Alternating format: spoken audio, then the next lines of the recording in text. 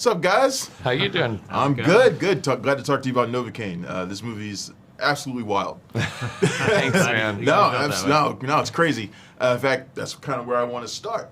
Sure. When you guys first got the screenplay for this, did you look at it and be like, what the heck is this? Yeah, I mean, I think when we first got the screenplay, we were just really taken with the concept of a guy who can't feel pain having to save the woman he loves. And, I think a big part of what drew us to it was that the fight scenes don't feel like the fight scenes in other movies. I think in other action movies, you're really used to watching, John Wick or somebody kick 8 guys' asses and is just this unbelievable fighter. And yet in this movie, your protagonist doesn't know how to fight. And there's something relatable about that because we don't know how to fight, and so that's what it would be like if we had to fight somebody in a kitchen. Would be, throwing lettuce and raw chicken at them and stuff like that. So it was easy for us to try to translate that into the movie. But is that also kind of a hard thing, kind of a challenge to make a fight scene about somebody who can't feel pain? Like, pain is integral to every fight. Yeah, absolutely. But that was also, it was the challenge, but it was also the opportunity and the fun of building these set pieces. You had to basically say to yourself,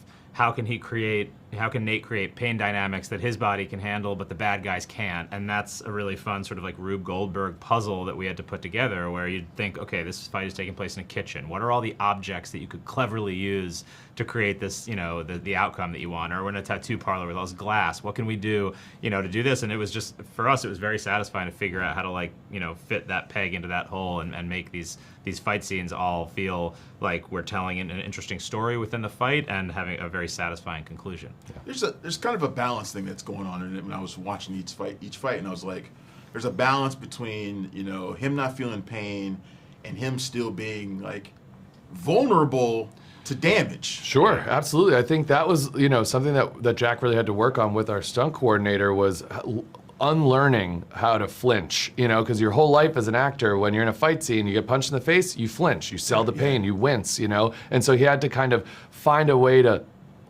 unpair those reactions in his brain, and yet you don't want to look like the T-1000 where you're just completely unaffected by it and it's super badass. There's still worry in his face, there's still concern, but it's not pain, and that took a lot of work to get right, and Jack is incredible at it. I kind of got a sense of a lot of influences here. A little bit to me felt like Upgrade, a little bit felt like Crank. Mm-hmm. Yeah. What were you guys shooting for?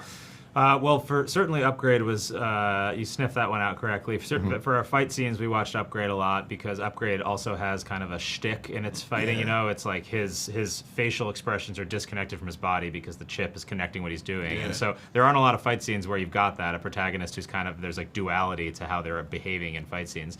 But more broadly, we looked at a lot of tonal references for this movie. Mm-hmm. We looked at classic action of the 80s and 90s, Die Hard and Lethal Weapon and Midnight Run, things like that sort of balance the spectacle of all the action stuff with heart and humor, and had these very relatable protagonists, and those movies were really instructive for us to build something that was contemporary but still felt like it had the magic of those films. Well, I think you guys did a fantastic job. The movie's a lot of fun. I can't wait to see how so other people react to it, and I hope it does well. Thanks a lot, man. YouTube. Thanks for checking out the show. If you like what we're laying down, please subscribe to our channel and click the bell to receive notifications for all of our latest stuff.